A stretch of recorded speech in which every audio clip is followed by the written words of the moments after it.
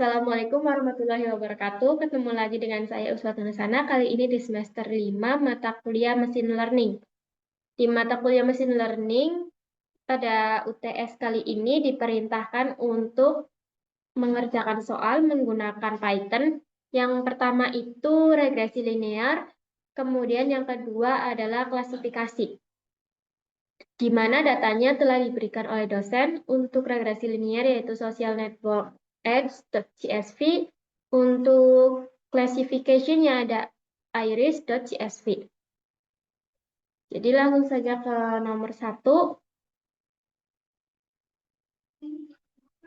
Yang ini adalah untuk regresi linearnya.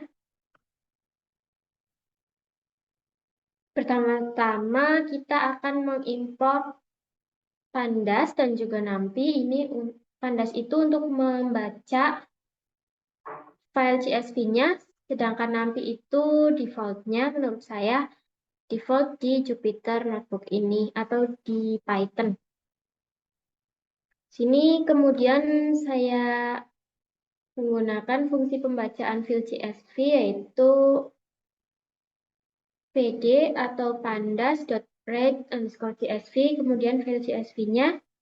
Setelah dibaca maka akan ada output-nya. Kemudian kita import matplotlib.pyplot asplt. Ini untuk visualisasi data. Jadi datanya tadi divisualisasikan menjadi seperti ini.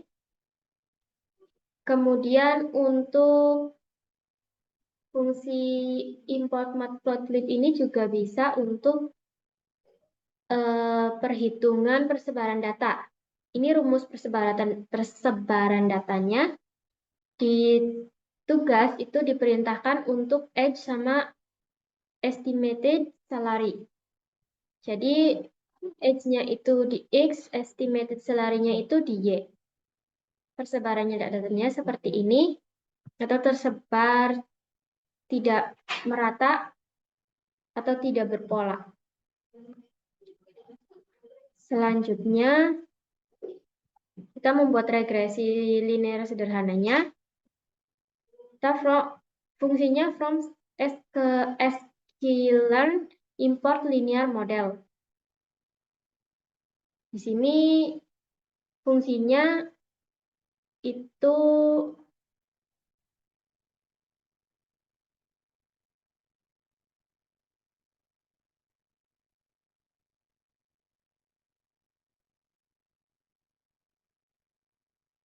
untuk membuat linear modelnya.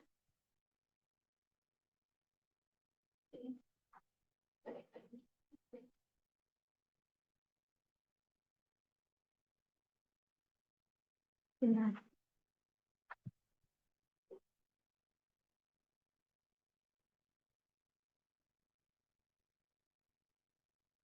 Dengan fungsi seperti ini. Karena ini saya buatnya kemarin, kemudian untuk presentasinya hari ini, jadi kurang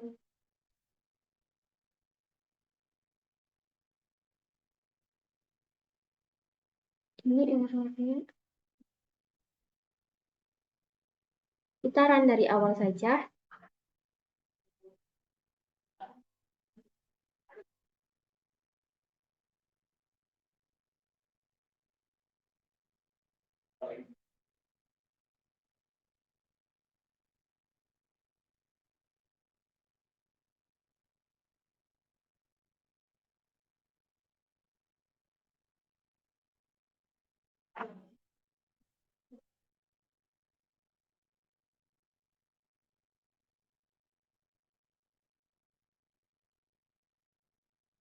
Nah, ini kalau berhasil itu outputnya seperti ini. Kemudian kita akan melihat prediksinya dengan fungsi atau sintak rect.predict. Ini kita masukkan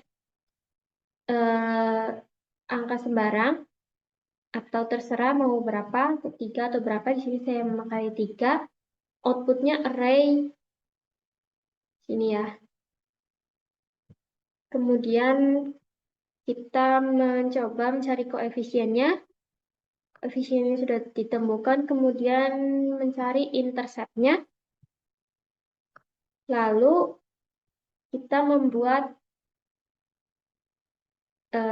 regresi linearnya menggunakan matplotlib inline dengan X-nya itu age, Y-nya itu estimated slurry. Nah, di sini hasilnya dari regresi linearnya terlihat agak sedikit naik. Jadi, semakin bertambahnya tahun, estimated salary-nya itu semakin bertambah, namun pertambahannya tidak signifikan atau acak.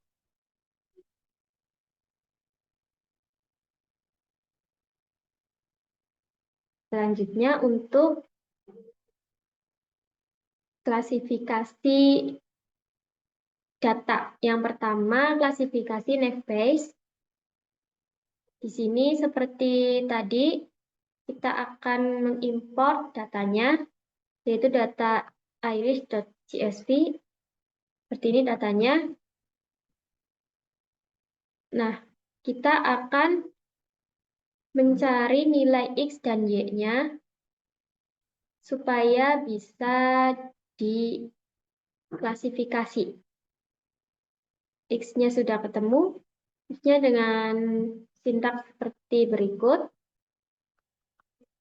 Selanjutnya Y-nya juga sudah. Kita sudah punya X dan Y. Kemudian kita membuat label encodernya. Setelah label encodernya ini, label encodernya itu untuk memampatkan data. Kemudian kita mentransform datanya agar bisa diklasifikasi. Setelah itu kita split atau kita bagi menjadi data X-train, data X-test, Y-train, dan Y-test. Ini supaya lebih mudah diklasifikasi. Berikut hasilnya untuk X-train dan X-test. Kemudian baru kita gunakan klasifikasi naive Bayes-nya dengan seperti ini, putaran dari atas juga, seperti tadi.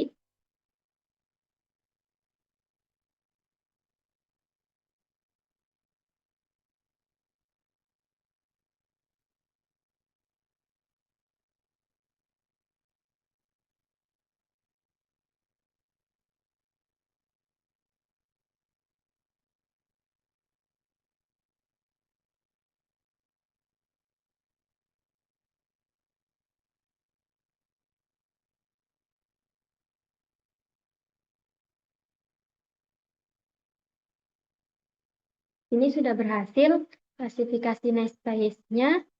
Kemudian kita mencari prediksi Y-nya. Nah, prediksi Y-nya sudah ditemukan. Dan kita juga print Y-test-nya.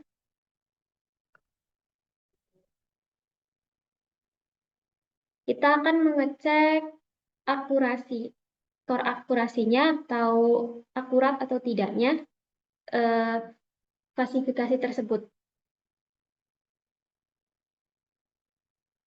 Sini dengan sintaks sebagai berikut. CM itu untuk confusion matrix-nya, kalau AC untuk akurasi skornya. Jadi dari klasifikasi naive Bayes tadi, nilai akurasinya 0,9. Itu berarti mendekati 100% atau mendekati 1,0. Berarti klasifikasi naive Bayes ini sangat akurat.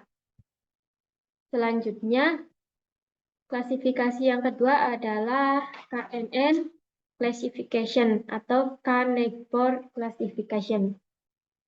Sama seperti klasifikasi yang pertama, kita import datanya dulu. Datanya sama seperti tadi.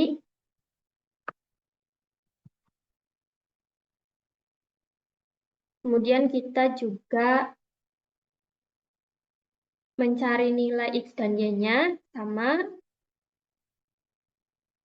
Selanjutnya mencari label encodingnya atau memampatkan datanya. Kemudian kita split datanya seperti tadi waktu di naive Bayes.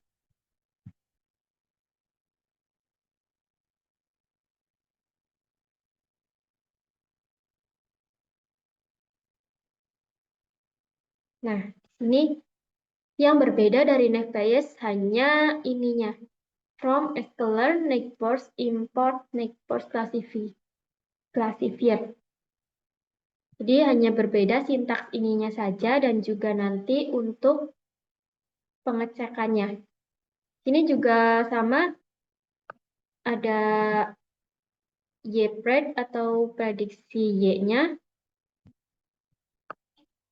Kemudian ada perbedaannya lagi, KNN predik probabilitas terhadap X-test-nya. Sini untuk nilai probabilitas itu berbentuk array. Selanjutnya untuk pengecekan itu menggunakan classification report dan juga confusion metric. Classification reportnya, confusion metricnya dulu. Di sini bisa dilihat. Kemudian classification reportnya ini untuk